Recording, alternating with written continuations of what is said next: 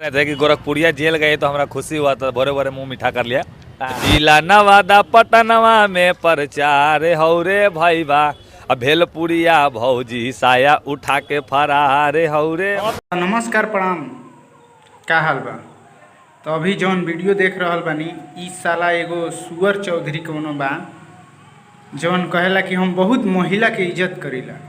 तो देख ली लोग इस साला महिला के कैसे इज्जत करता, जौन की गोरखपुरिया भौजी के बारे में एकदम अनाप शनाप बोल रहल बा। ई सुअर चौधरी जौना के नाम ह समीर चौधरी, नाम लेवे में भी शर्म लागता, मगर हम का करी, रउआ सबके सोचनी है कि बता दी।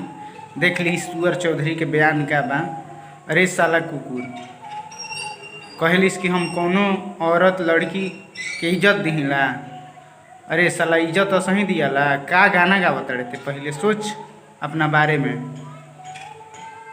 तोरा पर तो हमारा हमहू सिंगर हैं, मगर तोरा पैसन मन करता ऐसन गाना जाके स्टूडियो में बनाई कि ते साला शर्म से कहीं मुंह ना देखे बेरे सुअर चौधरी। तो आप सबसे रिक्वेस्ट बा, अभी वीडियो के फुल वॉच करम तब समझ में आई का सच्चाई बा, ठीक बा। तो चलिए आगे देखिए वीडियो।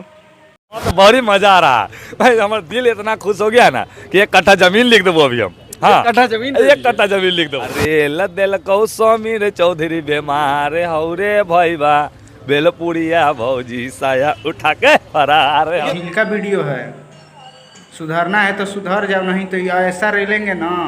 अब ब्लॉग के माध्यम से नहीं रह लेंगे। एगो बिहारी निषाद ब्रांड सिंगर हैं, अतना रेलम कि फिर बर्दाश्त ना हुई, समझ लिए। यही से कहतनी, और गोरखपुरिया भौजी के सपोर्ट में आप सब लोग उतरी। और भले वो गलत कैले हुई हन तो उनका के प्रशासन सजा दी, वो मंजूर बा, मगर अपना से आके उलूल जुलूल बयान मत दी जा। आप सबसे रिक्वेस्ट बा हाथ जोड़ के कि हाँ सुन समीर चौधरी, एगो हमारा बहुत अच्छा लगल छाका जैसन तो डांस में बहुत मजा आवता। साला हमारा घरे बर्थडे सडे हमारा शादी उदी में मन करता तोरे ऑर्केस्ट्रा पार्टी करी से, साला छाका से कम नहीं खींच। वीडियो अच्छा लागल हुई तो ज़्यादा से ज़्यादा शेयर कर देम और चैनल के सब्सक्राइब कर देम और कमेंट करके बताएं इस सुअर चौधरी के डांस कैसन लागल है।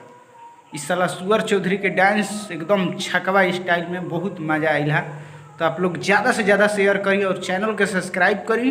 आप फेसबुक पेज पर देख रहे बनी तो फेसबुक पेज के फॉलो करी और इस सुअर चौधरी के छाका स्टाइल के वीडियो वायरल करी।